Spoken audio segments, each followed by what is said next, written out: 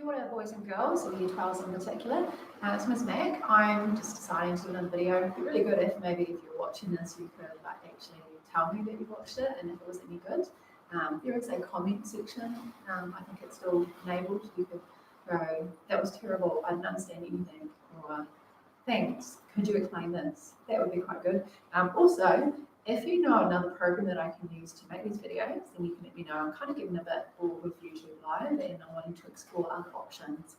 So I'm going to do a video today. I'm in Mr. Lecture's room, hence the change of scene, on the two-country model for trade. So in my class, this is what we are learning right now.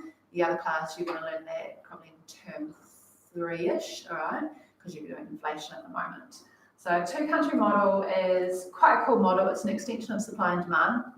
And it's looking at why countries trade, so the basis for trade. Basis for trade just means why would two countries trade? And so, and a good one might be like Bangladesh and the US, why would they trade? I've pitched New Zealand and Japan, and we're trading cars. So this is going to be assessed externally if you care about these things in the Trade External 2.2, so full credit. So it'll be one question pretty much using this model. And it's used to explain the reason why trade may take place, but particularly the impacts of trade. So how trade affects different groups, like consumers in different countries, New Zealand versus Japan in this case, producers in different countries, these two countries, like workers in either country, maybe the government as well. So generally those different groups, and you use the model to explain how they're going to be affected. I quite like it because it is, the answers are here. So if you draw the model correctly, you label everything, then you should be able to get what you need to answer. Right? It's kind of like, the answers are here, you just need to use this. And I know that I say this, and some people are like, she doesn't know what she's talking about. That's true, the answers are here.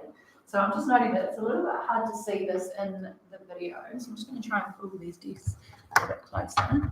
I don't know if you can, I don't think you can zoom on the video. So let's just move that forward. Very precarious. I've perched the laptop on a seat in the classroom, and yeah. Okay, so let's get into it. So the two-country model for trade is going to show you the reason for trade, and it also shows the impacts of trade. It's also, I'm going to give you a tip here, and your second and internal government policies. Your two government policies are to improve trade, to increase trade for New Zealand, and a policy that you can possibly use is a free trade agreement. This two-country model is a really good model to use to explain why New Zealand should sign a free trade agreement with a different country. All right, so just having a look at this model here, perhaps I could inadvertently do that with you. So things to look at here is New Zealand has a market for cars. We do, all right, and if we just look at this model here, this is like assuming, okay, New Zealand could make cars and sell them, and of course New Zealanders, consumers demand them. And when I have PNZ here and QNZ, that is like there's no trade. Just imagine a mythical world where New Zealand makes and sells cars and we buy them here. We don't buy Japanese ones, we just have like New Zealand made cars. So if it was just no trade, we'd only have New Zealand cars, and this would be the price and this would be the quantity sold. So when you draw this model, sometimes I don't prompt you to do it, it's a really good idea to put in what is called the pre-trade price. Right, so the pre-trade price, I'll write here, I'm writing red, I'm sorry for colourblind, is PNZ, and the quantity is QNZ. And if we're talking about Japan, which we'll look at in a minute, it would be PJ and QJ. It's a really good idea to have that. So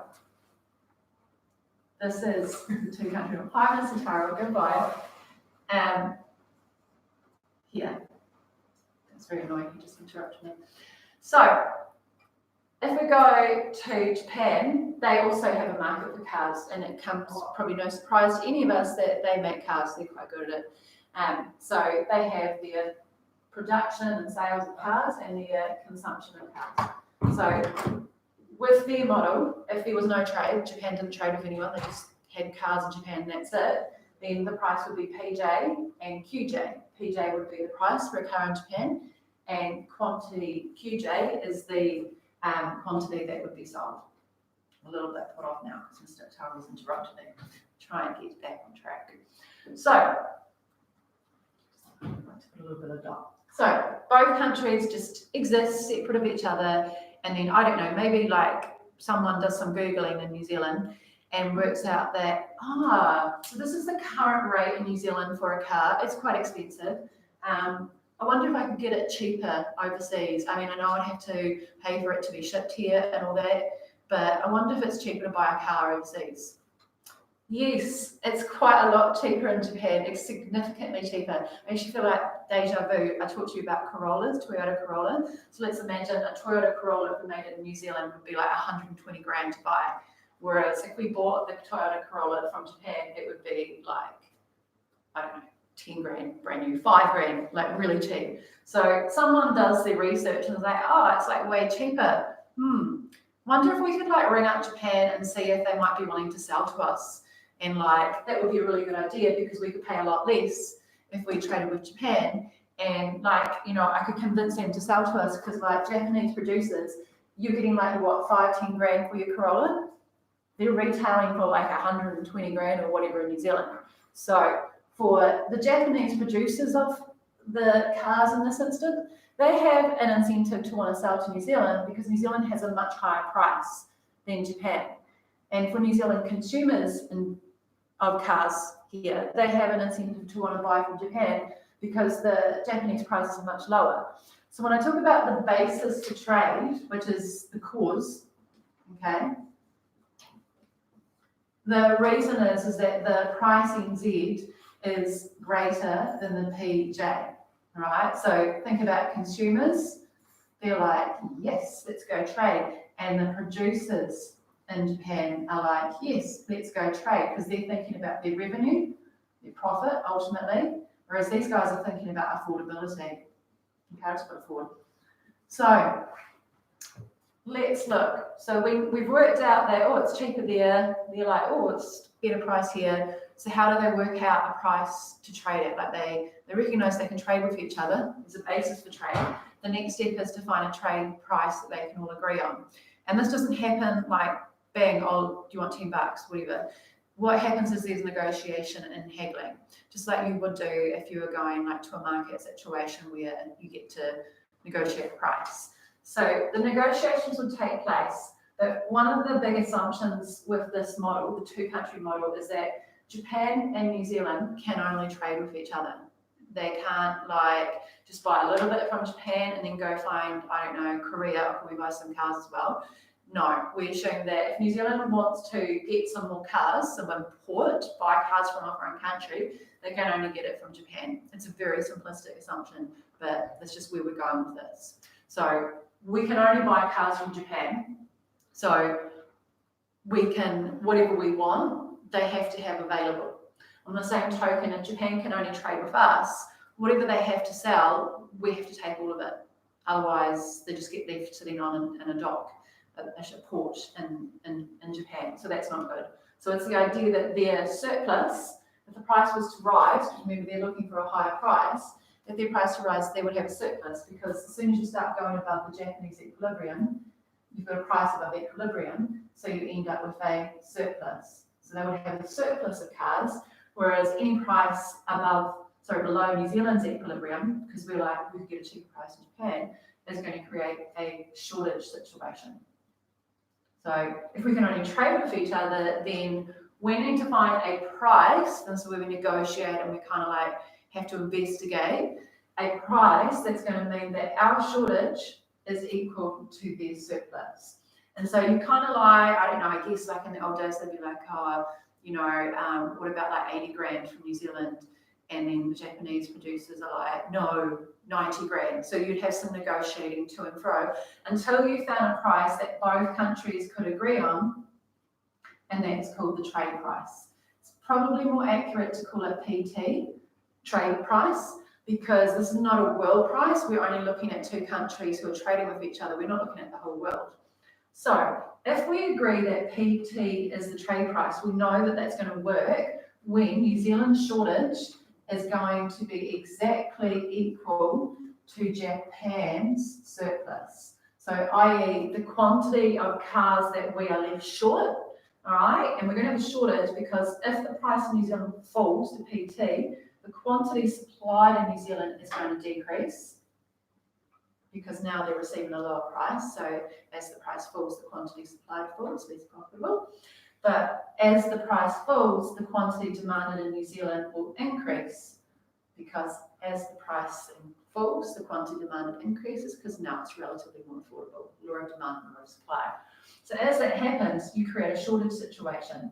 And so you then need to find an exact price where our shortage is going to equal their surplus. And they're going to have a surplus because, opposite situation, the price for them is rising with trade. So therefore, the quantity supplied by Japanese producers is going to increase, because now it's more profitable to produce and sell cars, whereas the quantity demanded in Japan is going to decrease. Why? Law of demand. As the price increases in Japan, the quantity demanded by Japanese consumers will fall, because now it's relatively more expensive as opposed to here where it's cheaper. So they end up with a surplus, but it's all good because they can, well, it's good for the producers of the cars over here. They're like, we can take this surplus and we can send it, export it to New Zealand. Who the New Zealand consumers will be like, oh, it's okay if we have a shortage of cars, even though local production has fallen, we can import our shortage from Japan. So this is where exporting and importing comes in. And we use really ingenious symbols in economics here to denote exporting and import. We use M for imports and X for exports. And the key idea is that this is the basis for trade. So NZ should import cars from Japan, okay? And the whole idea is that we're a high-cost producer. It's really expensive for New Zealand to produce cars. So for New Zealand consumers, if we can, we should import them from Japan. Okay, so M is our import, and Japan should export their cars to us. They should sell the excess cars to us.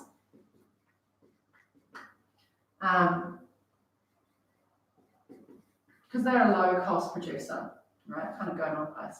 Japan equals a low-cost producer, right? And that is why the two countries will trade, and they should. The whole idea is our equilibrium price is really high, theirs is really low, so they find this out, okay, like talk to each other, sort of think, oh, should we trade with each other? Yeah, there's a reason we should. And they find a price for trade where they can both agree. And they'll agree because in the simplistic sort of like assumption here with this model, which we do a lot with economics, we want to find a situation where the price in New Zealand will fall, which will then change our quantity supply and demand until we have a shortage. So we want to find out where our shortage is going to equal their surplus, because as the price rises for them, they've got the opposite situation where the QD is falling and the QS is increasing, and have a surplus. So we want to take what they have left over to meet what we are wanting. All right, so that is how trade takes place between the two countries.